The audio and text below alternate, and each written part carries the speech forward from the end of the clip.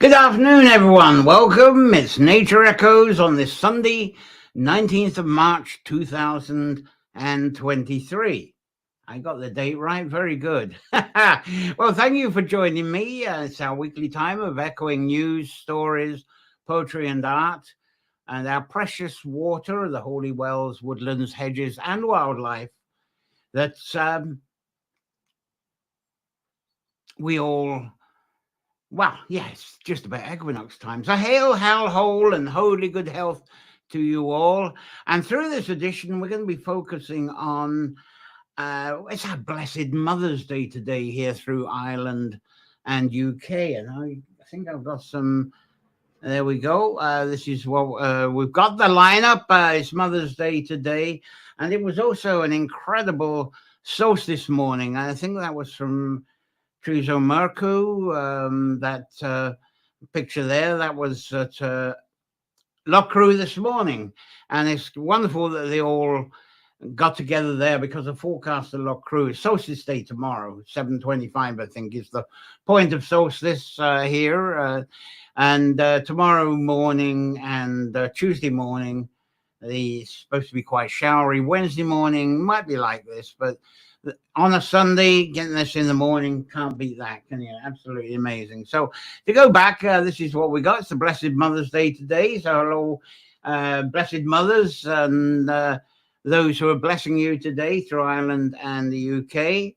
And I'm going to start an echo actually about Mother Earth and Mother Bees. The first one on the listing there. I've also got woodlands as the sympathy of nature. I love that term for woodlands being a sympathy for nature. And the cauldron of poesy is there as a vital source of poetry, so it said. It's a bit of a pseudo mythology folklore, but I'm going to feature it and see what you think about it. You may be able to comment on versions you follow. And I'm going to also include developments with journaling folklore, journaling nature folklore course. Sorry, got something in my eye, so I'm struggling to get rid of, sort that out. There we go. So this nature echoing live, plus the growing nature folklore video, the articles, the photo journal, photo library, and now the journaling nature folklore course modules that are coming up. They're all brought to you due to the support of our kind subscribers. And I'm currently inviting subscribers to the nature folklore through Substack, which is, get it right. Sorry if my arm is disappearing in the green screen. It's there. And that's the link. That is the link. Which finger's best, I wonder? That's not so rude, is it? There we go. That's the link. There. I think I've got it. Right. Fantastic. Anyway, on Substack, I've got 2 tiers for membership. One's free, so you can look around, comment, and keep in touch. Love you to keep in touch.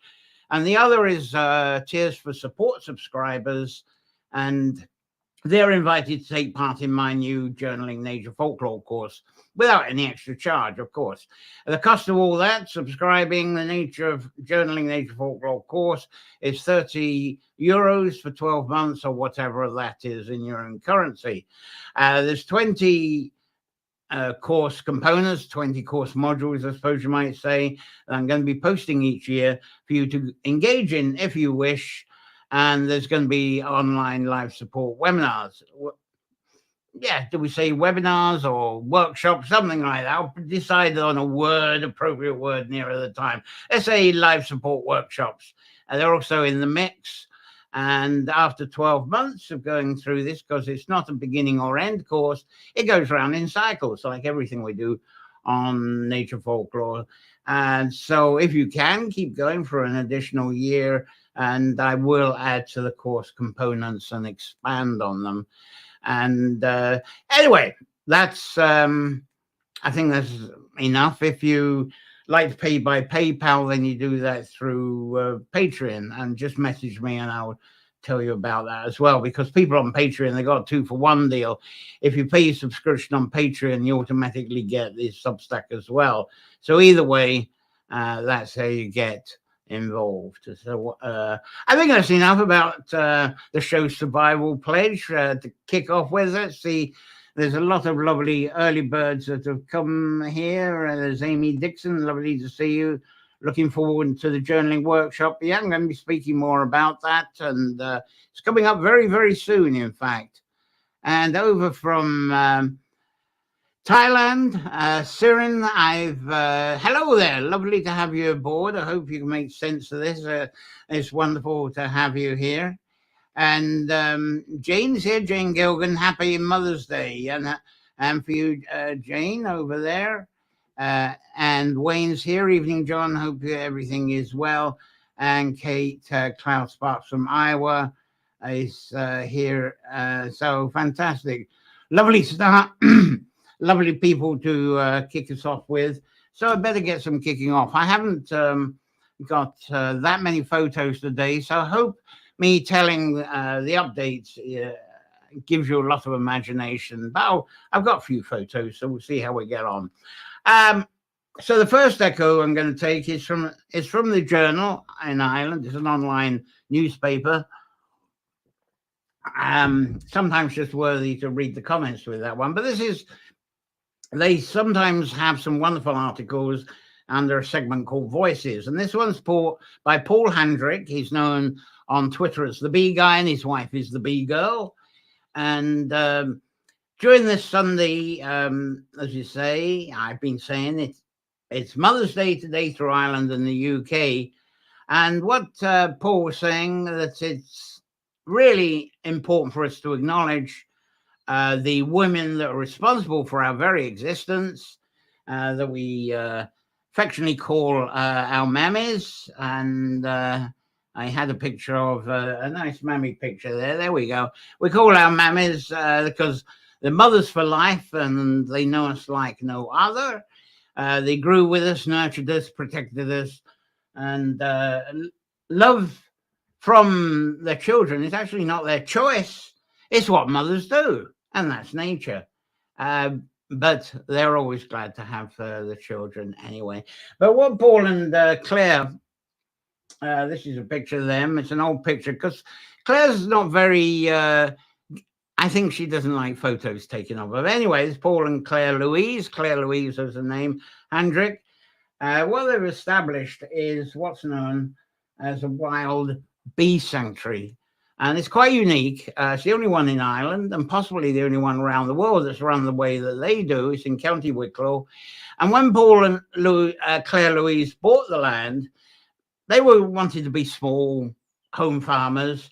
And then they saw the land, and there was a bog, and there was a big pond, and ruins, and lots of reeds, and they looked at it. But then they started observing the life of what was happening in there amongst the copses of trees. The swans were actually on the pond, a big pond, various wildlife that was around, frogs in the pond as well, and in the wetland area there was various other creatures.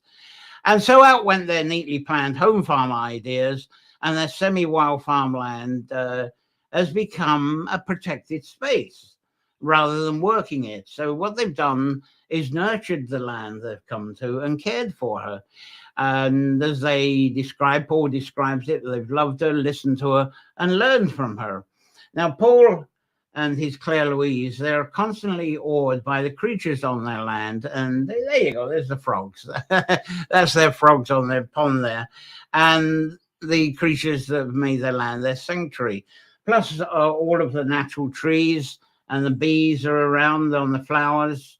As I say, they're very much into bees, and very much into being a wild bee retreat and reserve. But they don't take the honey. There isn't honey for sale. That's quite unique. They just leave the bees to have it all. And the wild bees and their queens, they must feel very safe nesting there and producing there. So Paul says that when you get to live in a place like this, you realize that you owe the lives we get to live. We all owe that. And we owe this all to the mother of all mothers, the Earth's mother, Mother Nature. We have our different descriptions. And Paul says that their own life him and Claire on the wild farm has taught them that the Earth Mother is a constant gardener for them, is also a constant incubator, creator, and constant giver and provider for life.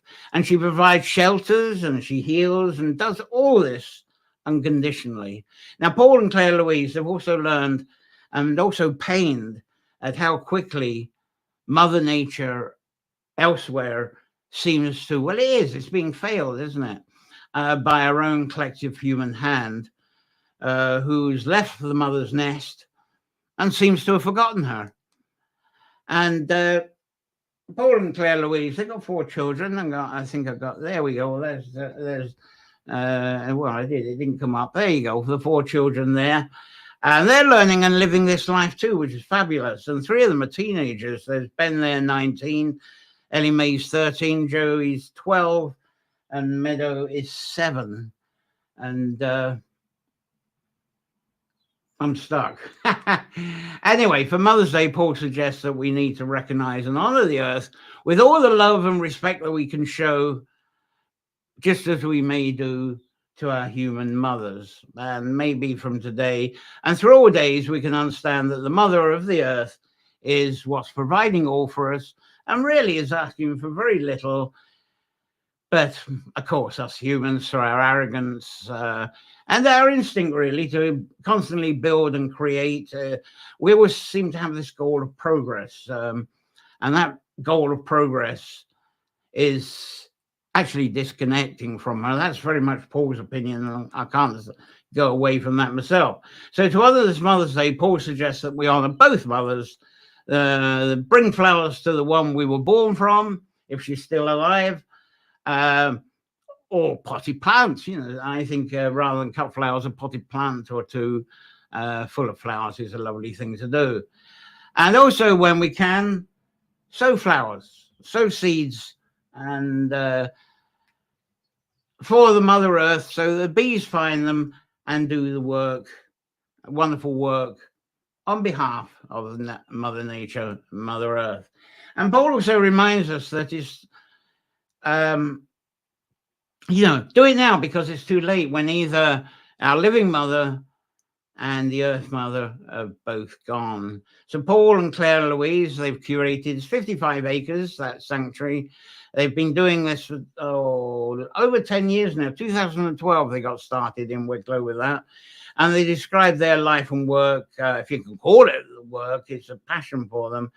It's actually a pause. They describe it as a pause within the chaos of modern life. And they explain that they advocate and educate about endangered wild bee populations because there is a real threat, and a real-time example. It's something we can all address. It's a real issue. So business says, and I know you're in business to take a profit, but to make and sustain a profit, you need to have a sustainable world. And in order to have a sustainable world, you need to have sustainable nature. And you need healthy ecosystems, you need insects, you need bees, you especially need the bees. And their bee sanctuary really is a sanctuary, because you can't just roll up. I know a lot of people might be watching this now and say, oh, when I'm next in Ireland, I think I'll go and visit this. It's not quite like that, because it is a sanctuary, it is a bee sanctuary. You can't just roll up as a tourist and expect a guided tour or just look around. It doesn't work that way. But you can visit, but you have to go through the hoops. You have to make the arrangements, make in advance. And the visiting is extremely limited. But if your intent of visiting is very genuine and you really are passionate and you really want to get close for your own personal reasons, something going on back home, you want to get close to a wild bee sanctuary and how it is, maybe you want to do the same back home or similar, then you've got a chance of getting a visit in. So what you do is you first contact Paul and Claire Louise. You post your reasons for passions for would like an invite for visiting, and I will post the contact details in the comments after this show.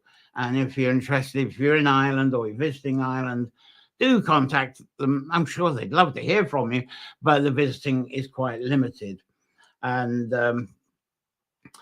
Obviously, if your intention is just to go there and take a few photos and talk about it with others, you won't get the invite. What they want is people that do rather than just look.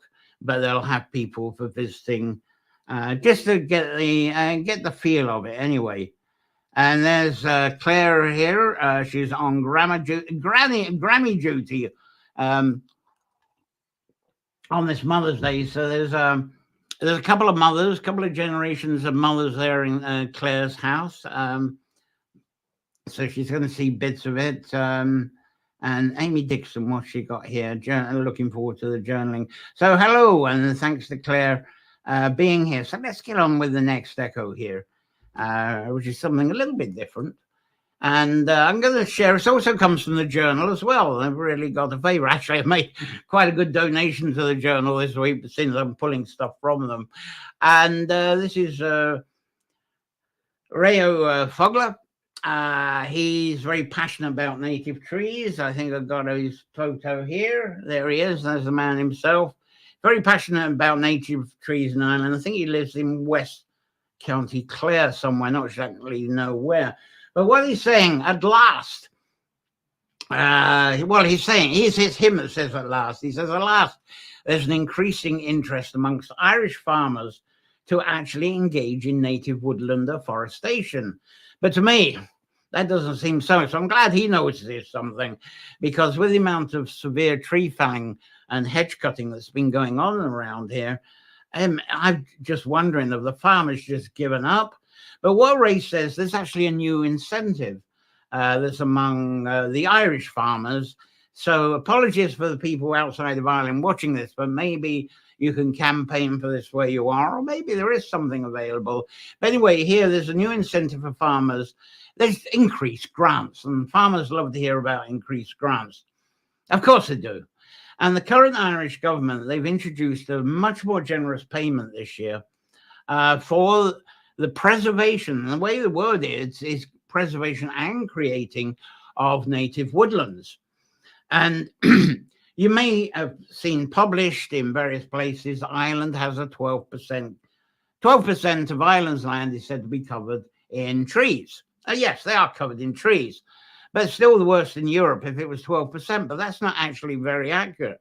It's actually a lot worse than that, because only 2% of the land in Ireland actually has natural native tree cover.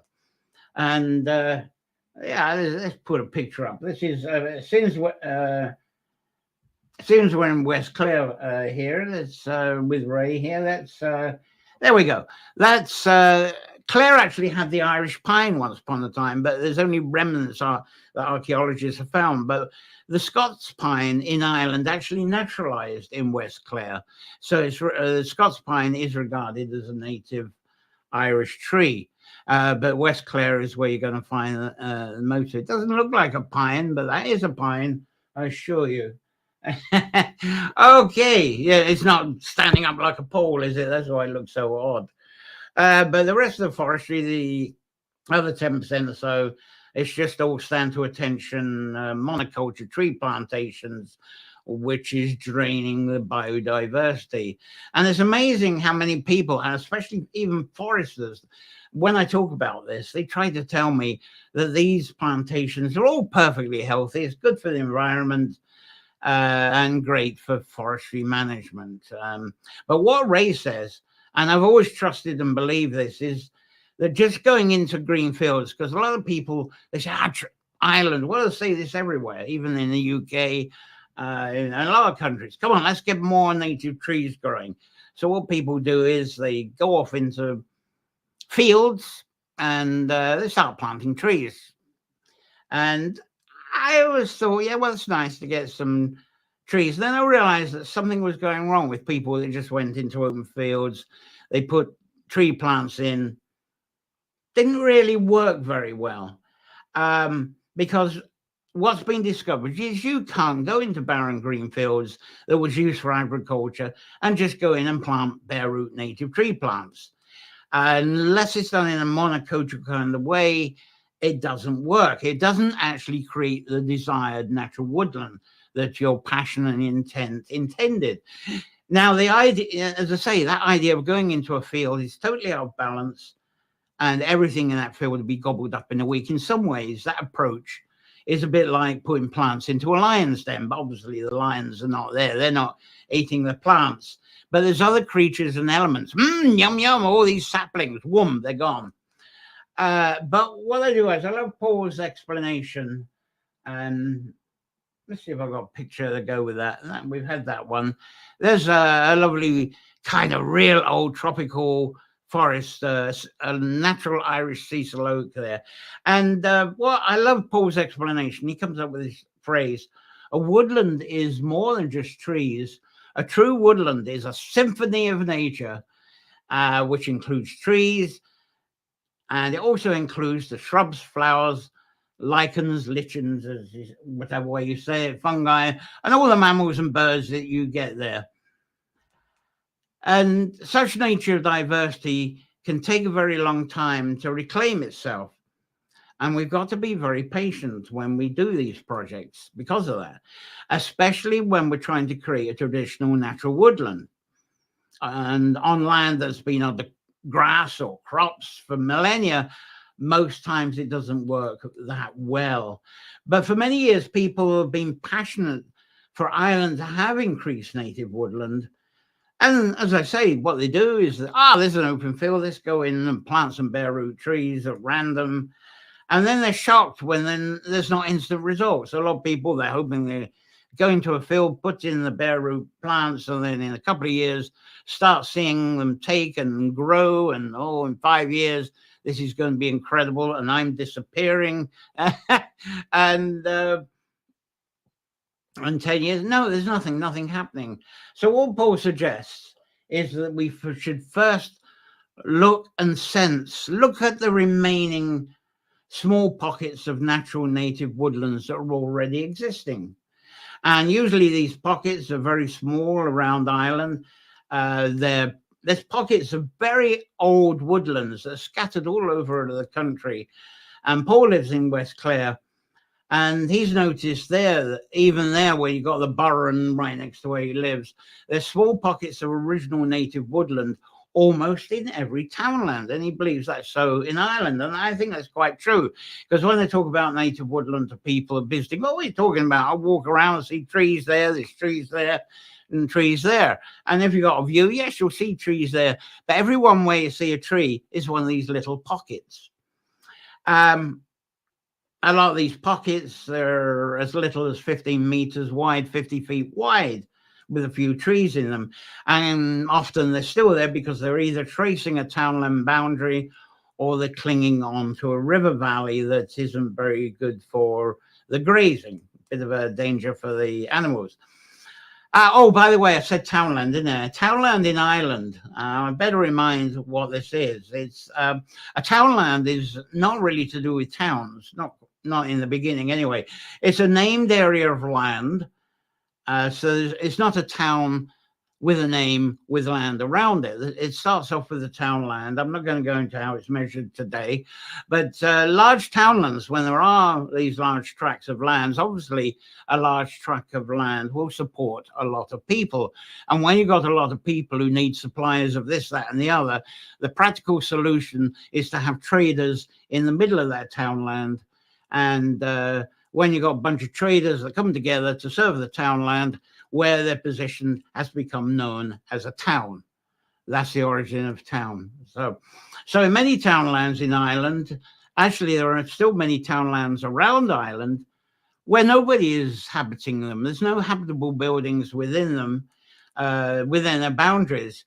And if you stepped in one of these remaining townlands that's got little or no people, you'll see some tiny ancient woodlands. And as you walk into them, you'll find trees that you're not able to identify, because I think we've got so used to the spruce and maybe the pine and regular trees. Everybody knows what hawthorn looks like, of course, the very tree. But not only if you go into the little woodland, if you go into a plantation, you don't see much else than stand to attention what looks like bean poles. I'm sorry. I'm trying to, there we go. I'm back again. Sorry if I'm disappearing on you. The green screen's playing up. Maybe it's the way I'm moving about quickly.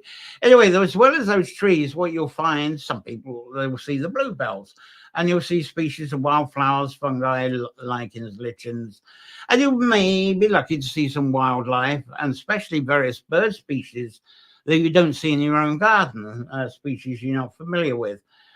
You'll possibly see a badger, maybe pine marten, and everybody has a lot of joy when they see a red squirrel. And now all this unique flora and fauna and wildlife is always ready to expand its boundaries. They're all there, and they'll breed more if they had more room, if they had more native woodland, if we allow this to happen. An approach to expanding native woodland hasn't really looked into this option. It's funny, I've been making more sourdough bread lately, and I think it's funny, the two processes are similar, because to expand native woodland, why not take the culture that you've got, which is this ancient remains of ancient woodland? It's in a small container. It's been chopped out, and you got this small. Let it expand like you do with a sourdough culture. You let it expand, feed it, and it's allowed rapidly. And before you know it, you've got a loaf of bread. So you can do that. Don't start putting plants into a field. Use what you've got in ancient woodland and let it expand out. Because many years we've believed in people marching onto unforested land and plant more trees, but it rarely works. This is, it's a very straightforward process, this expansion, if you go about it with patience and with care and with a sort of attunement to Mother Nature. It takes a while for this to take off, just the same with sourdough bread.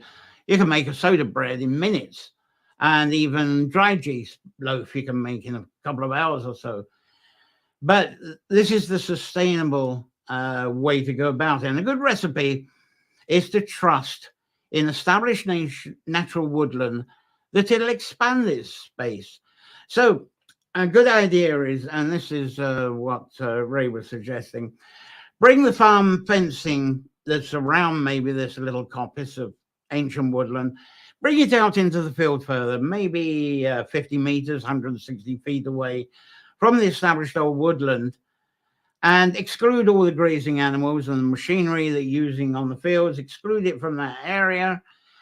There's no need actually to go into that space that you've allowed. You don't need to go into that space and put more trees in, because what will happen, that once a fence, or preferably a new hedge, has been moved out a bit further from the existing woodland, the old established woodland will expand itself, and they will do this very wholesomely.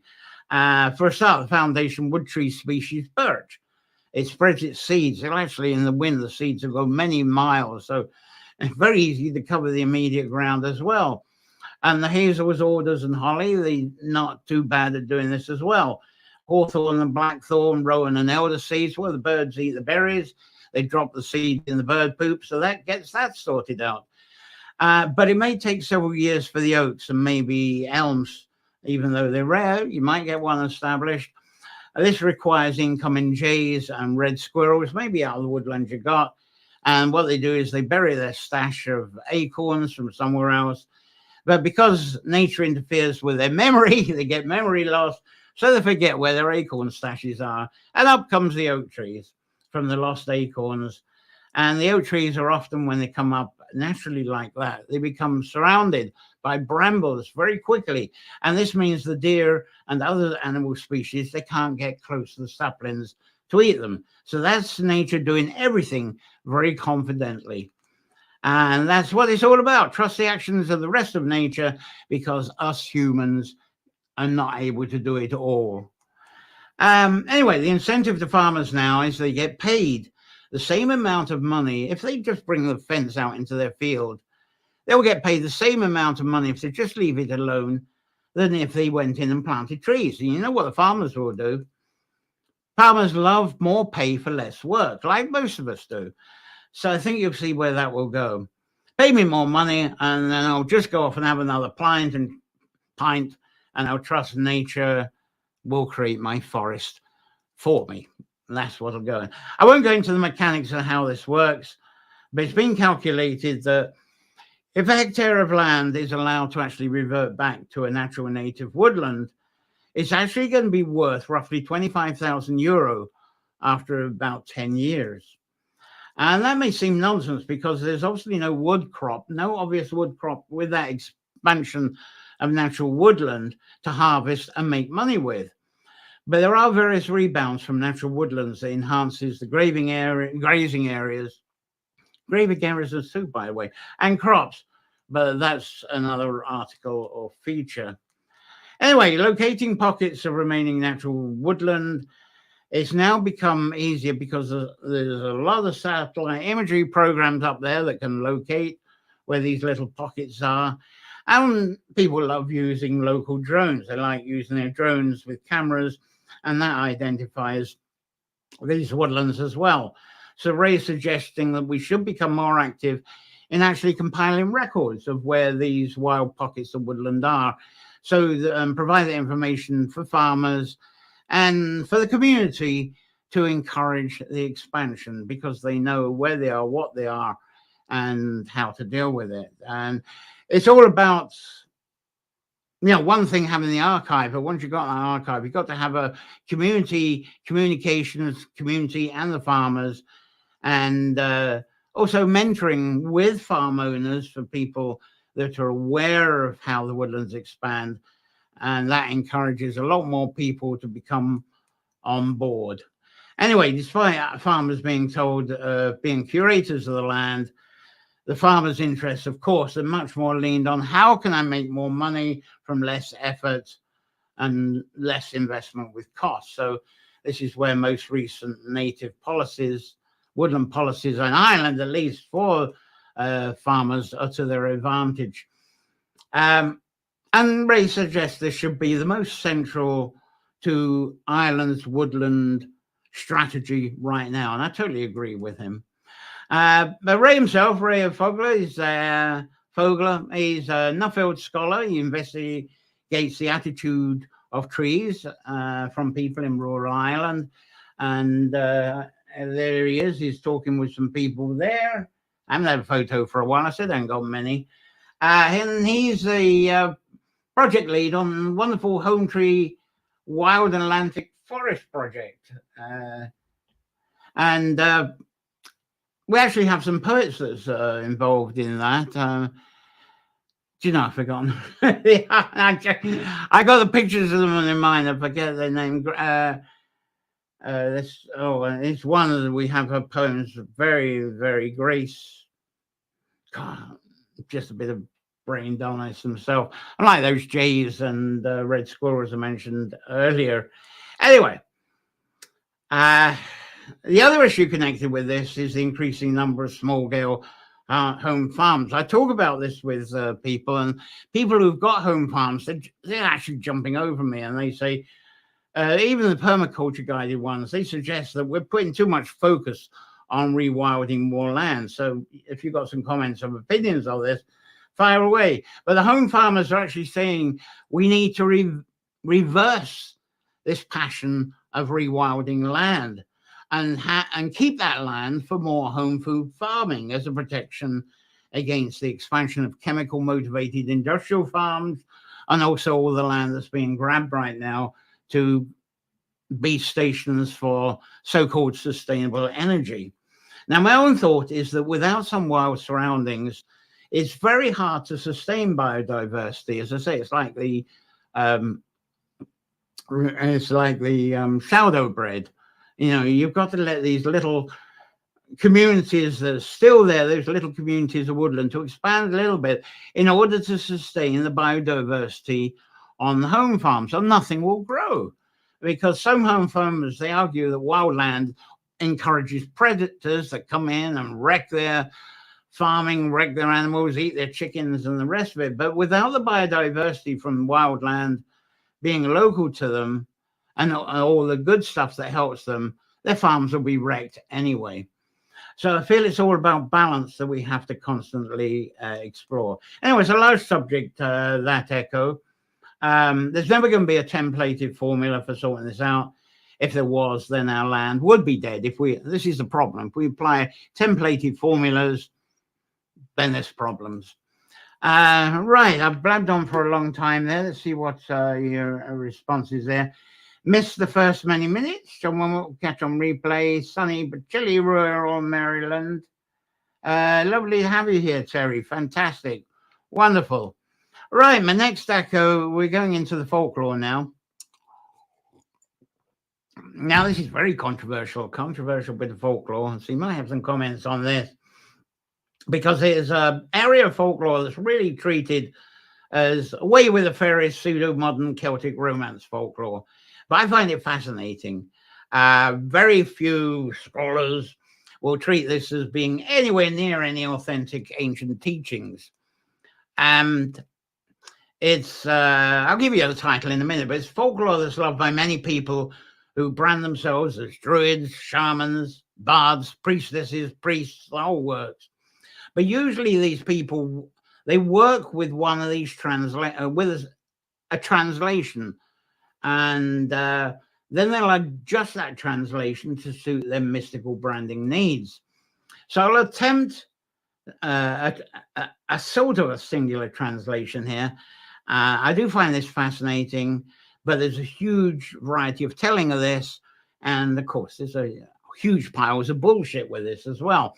Anyway, I'm going to thank Bea Roussel, who's a storyteller living there in County Wexford, and she reminded me of this folklore to look again. And what I'm talking about here is an article that I hope Bea is going to write. She's looking into it quite intensively.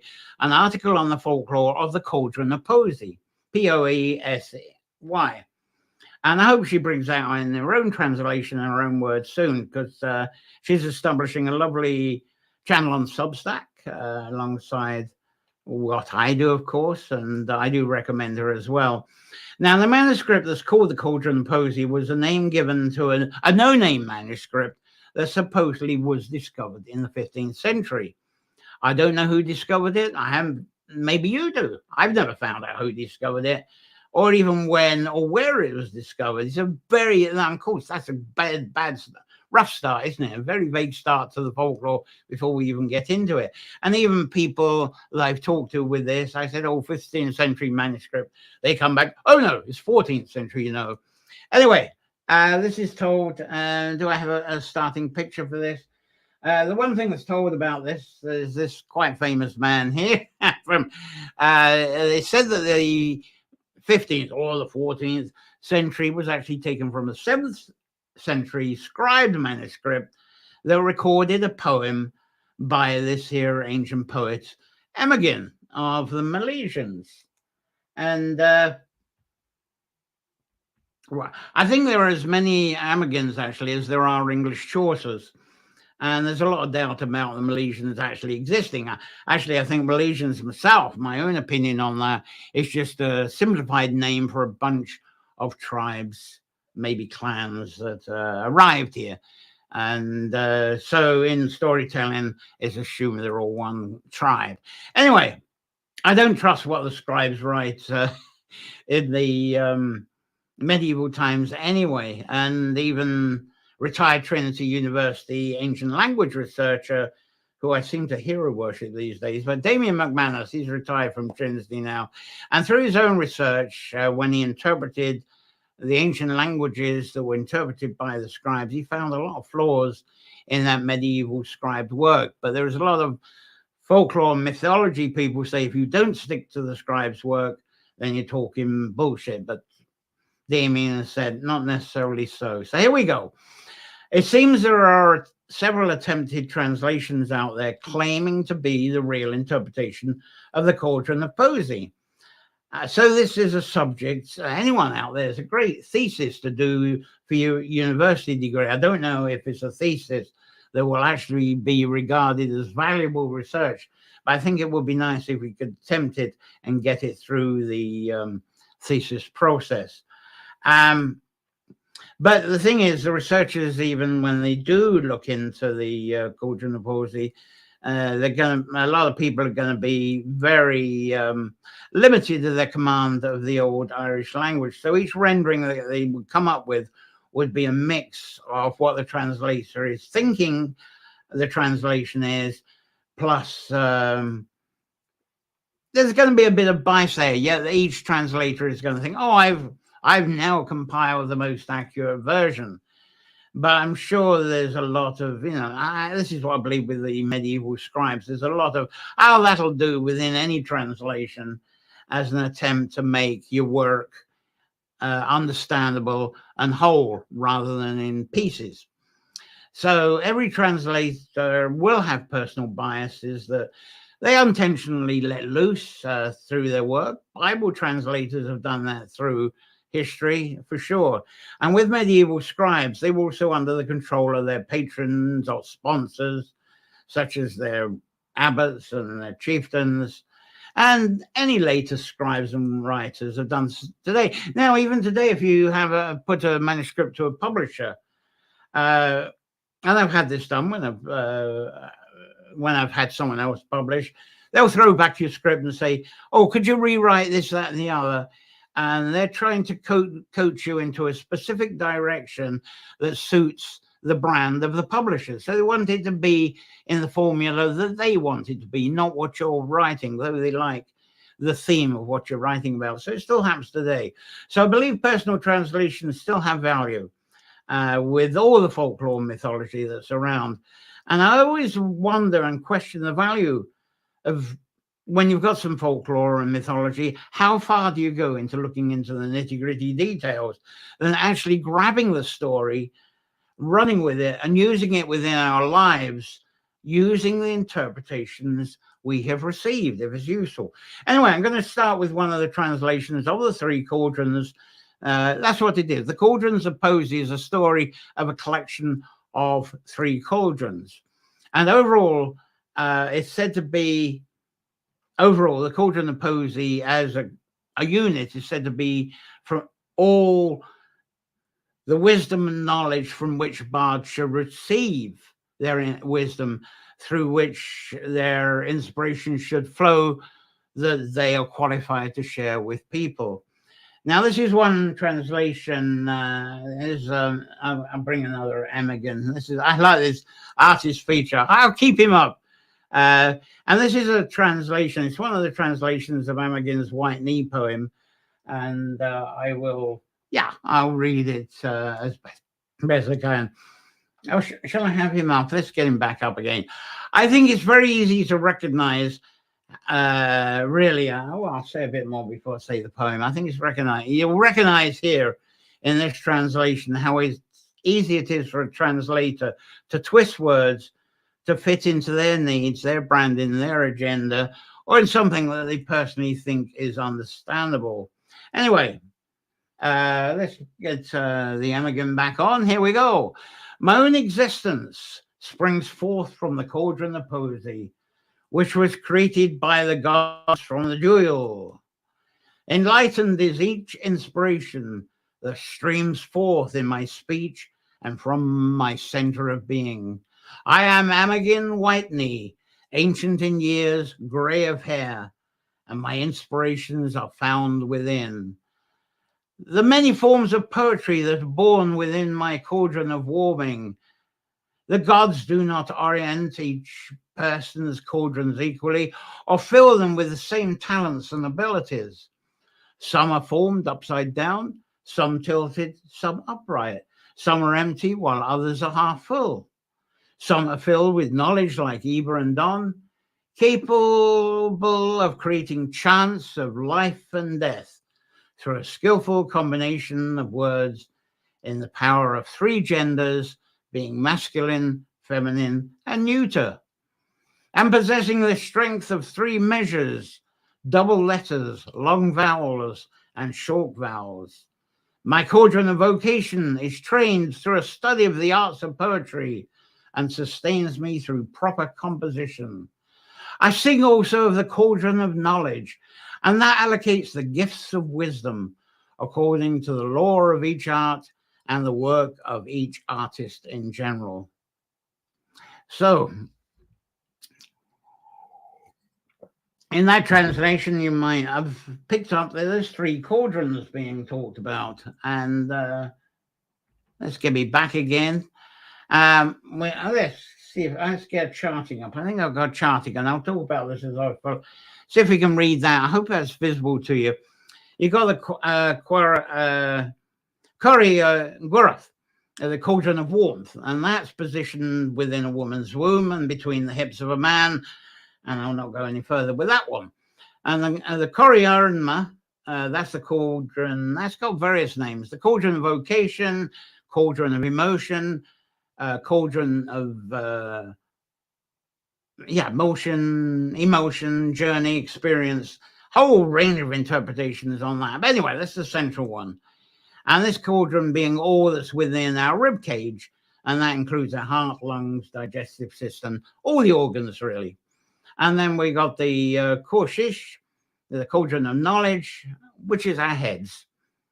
Now it seems that the two most popular translators of this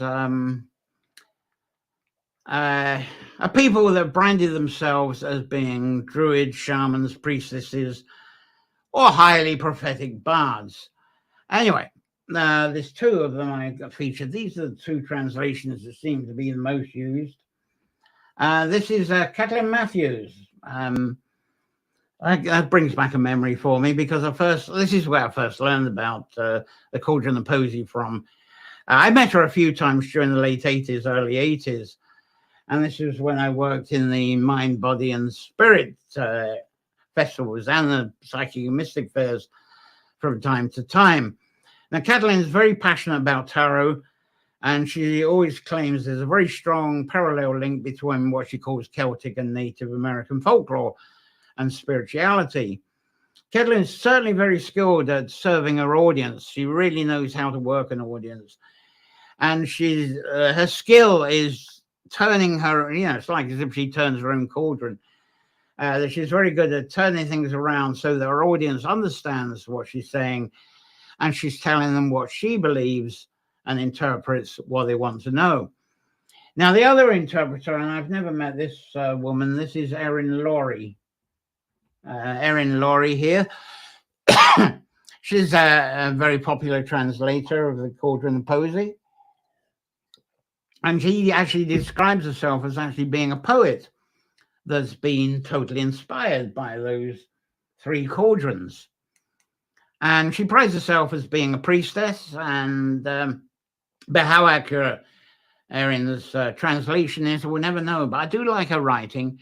She has a lovely translation. I'll try and put a link to it after the show. And I like her approach to this, but as I say, I've never met her.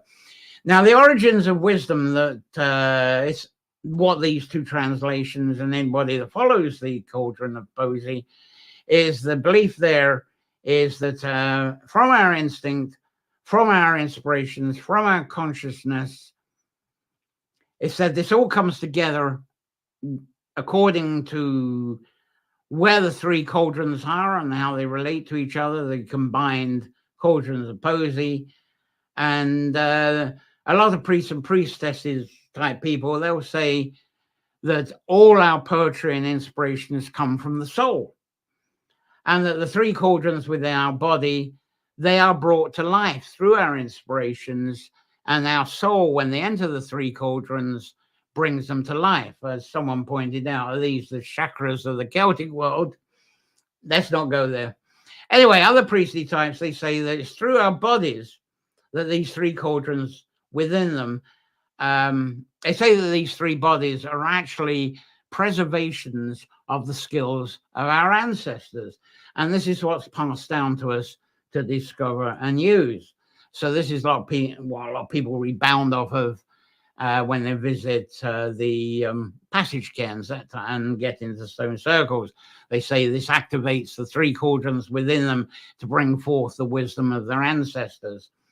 So this is really translating, saying, or suggesting that the source of our poets is not from some inspirational consciousness, but from the cauldrons, the poetical parts, the poetical arts are actually born within these three cauldrons, collectively the cauldrons of poesy within our body. And of course, there's some priestly types that will say that this source of poetry is only there to be in the grasp of the chosen few. Oh, that's one thing that drives me nuts. Anyway, that's what they say. But of course, with these priestly types, if you cross their palms with silver, they'll attempt to fix that and get the source of poetry and wisdom flowing for you. Now, I'm just sharing this folklore today as something to look into. You may well have looked into this quite deeply, but what I personally believe in is quite far away from all that. But I do find this very interesting. Now, the cauldron positions in our body, they can also be priested about as well. For example, it's taught that all people are said to be born with the cauldron of warming standing upright between their hips. Now, I think that's a very good start, really, because what that promotes to us is our ability, it's said, to be able to be strong and stand up rather than be like animals and stay on our four paws. So the reason we're standing is due to the quality of that cauldron that we got. Now, going to the head, the cauldron of knowledge, that's said to be upside down when we are born. But right from the start, it enables our aptitudes for the art and the distribution of them. And if we get really good at it and become fairly superior in our responses, that cauldron goes upright and we become gods and goddesses. Anyway, the center, I'll spend more time on the center one because that's more complicated. That central cauldron of motion or vocation, emotion, etc. Well, that's quite a tricky one because it's said we have to learn to move that one. And unenlightened people, the unchosen ones I mentioned, they're said to actually live the entire of their lives with the cauldron upside down. And again, you can cross a palm of silver with someone who's had their head cauldron turned up. Sorry, I can't help but laugh at this. Turn the right way up. But shifting this cauldron on its side, have I got something here? Here's a nice, another little art thing for you to thinking about. Lovely artwork there. I can't remember the artist's name of that one, but there you go. What we got there, we've got the cauldron right way up between the hips. The cauldron is still upside down on that one, which is interesting, but the cauldron is on the side. Anyway, but shifting that cauldron on the side, it's said to be essential for people who wish to learn and practice the art of poetry and bardism. But for those with a cauldron, that central one, if it can be turned full up, then, of course, they become the shaman gods on earth. And they also let us know that they are. So it's also told that this middle cauldron, it turns due to our growing awareness in order to, how do people say, how do you turn the cauldron from its side and then on to fully up and become a god or goddess? Well, it's through a growing awareness of sorrow, apparently, plus the thrills of ecstasy. Now, some apologies if this all seems to be off the wall by now, but this is the folklore mythology in translation I've heard. Now, it's said to be, I said there's three, we got sorrow. Now we're going to four forms of sorrow that can turn the middle cauldron sideways. And those four forms are longing, grief, jealousy, and believe it or not, the fourth one is requesting for a god or a messiah to become present. No mention of goddesses. The fourth one of sorrow is the god or messiah calling. And ecstasy, well, there's two forms of them: to turn the cauldron not only from the side, but totally upright and transform the person into a wise person or even a god or goddess. And these are two joys, as I say, human joy and divine joy. Now, human joy has got four forms. It's amazing how it all splits up, isn't it? But these four joys, human joys: union of marriage, the excellence of good health, the joy of graduation after a study in poetical arts, and I think I've got some pictures on this, the joy of our first experience of imbas. This is definitely a picture to show. Guess what that is? To experience the experience of imbas, that confirms a person has been granted this gift of imbas by the 9 hazels of wisdom that comes from the well of Seagus. Then there's an artist's impression of the well of Seagus. Do you know where that is? I didn't. Sorry, I didn't cut all this storytelling from a DC or Marvel comic.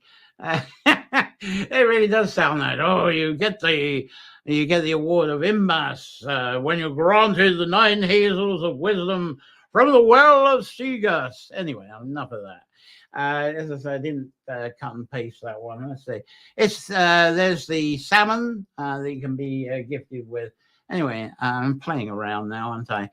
Let's get down to the serious. The Well of Seagas is actually a more mystical name. It's no, that's the wrong. There. You may have visited there. That's the source of the Boyne. It's also better known as Conneller's Well today.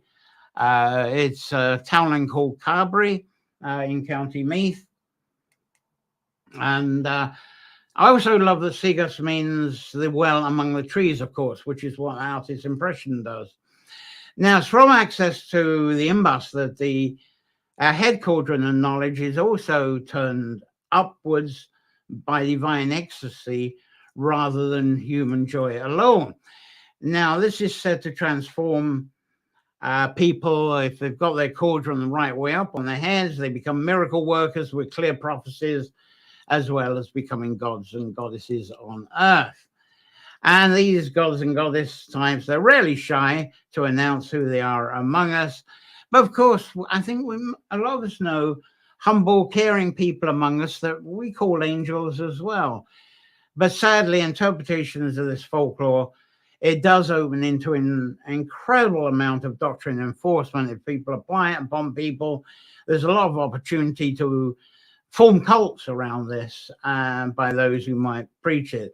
So I feel that overall, the Cauldron of Posey, it could be really a romantic extension to the bardic trinity, which I love, of the Chantry, Gold Tree, and the Sawntree, the Chantry being the joy, Gold Tree being the sorrow, and Sawntree being the sleeping, the dreaming. I think we only need to go that far. But the Obods people, the Obod Druids, the Order of Bards or Obates and Druids, I think they work with a version of the Cauldron and Posey. I'm not sure. I've certainly heard some of them talk about the 3 cauldrons in our body. But the Obod people, you probably know some. You may be 1 or 2 that's listening now.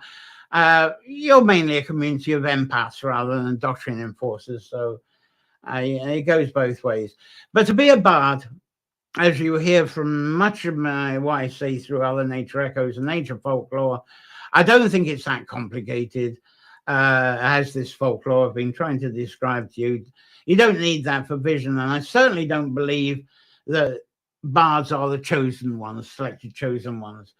But some would like to feel they are, I suppose. Anyway, we're all bards. We're all capable of being bards, but it may take a little something to arouse that confidence within some people. Some people really need something strong to have the confidence and awareness to use their muse. And this is one of the intents of my ongoing journaling nature folklore course that's going to be upon you very soon. So let's see how you responded to my waffle there. And Boris, it's nice to have you here. Keep up the great work, he says. And Breezy has been in and out. Breezy Kelly with a lovely baking for peace. I wonder if you caught the sourdough part I said earlier, Breezy. Catch you later, fella, she says. Wonderful. I'm really going full whack here, nearly the hour.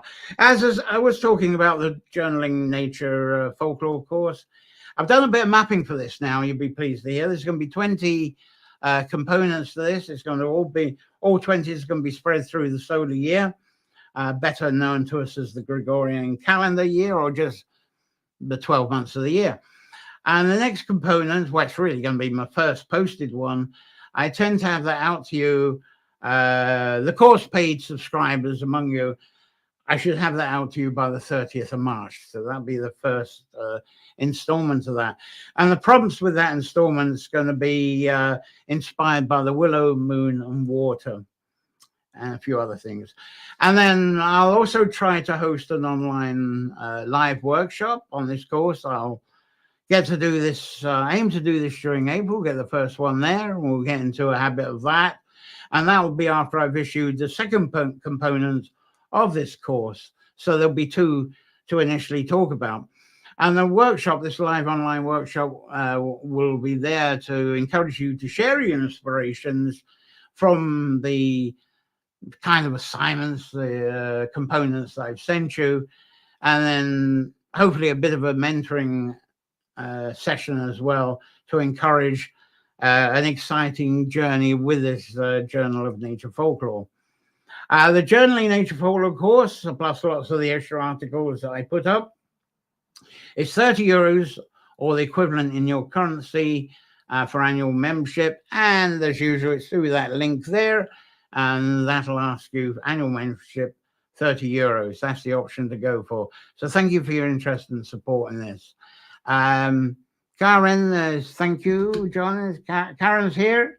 Great, lovely to have you on board as well. Fantastic. Anyway, thank you for watching this Nature Echoes. A bit more to share. If you enjoy what share and live and through the Nature Folklore channel, through my Substack, continue that subscribing, get onto the course again. There we go. And hustle, and you'll get through my course through that link there. And all that content there, it's all free from adverts. There's no algorithms involved, so there's no sort of algorithm pollution that will follow you into the toilet even. I have 2 subscriber tiers. There's the free one, which I'd love you to stay in to keep in contact with you. And then that second tier is the support subscription, which is what pays for the course as well. And if you pay for the course, it helps pay for this broadcast and all the other things that I do under the banner of Nature Folklore, such as provide tips for some of these echoes that I borrow to share with you. So thank you, support subscribers, for keeping this show afloat. And next Sunday's Nature Echoes, I think it'll be leaning more towards water themes, but I'm not sure yet. I seem to see Wayne Bird is thanking there. Thank you very much. Yeah, I've done a lot of talking. I will get the interviews up and running. They keep getting postponed, but we'll get more interviews. Thank you. I've actually really enjoyed this Nature Echoes, even though I've doubled up the time. Fantastic subjects, passionate things to me anyway. If you're watching this as the broadcast replay, keep posting your comments and questions. Nobody from YouTube today. I did actually promote through the YouTube resources today, but they haven't come through quite yet. I do check all comments from time to time and answer questions and reply to what's posted. There's a bell icon if you are coming through the YouTube, reminding you, if you click the bell, it will remind you when the next Nature Echoes is. So enjoy a safe week, full of your wonder, inspirations, enchantments that always comes from when you're in the presence of water, woods, like those little woods I talked about, and the mysteries of nature, beside the water as well. So until next Sunday, enjoy the rest of your Mother's Day. Enjoy the equinox coming up. It was a lovely morning. For some people, it was cloudy here, but the equinox day is tomorrow. The actual nearest sunrise or dawn to that is actually on Tuesday morning. I don't think many people will be out in the rain and showers for that. Wednesday morning might be good and sunny. Still not too late then. So thank you very much, everyone. Have I missed any comments here? Let's have a quick float up to your comment section.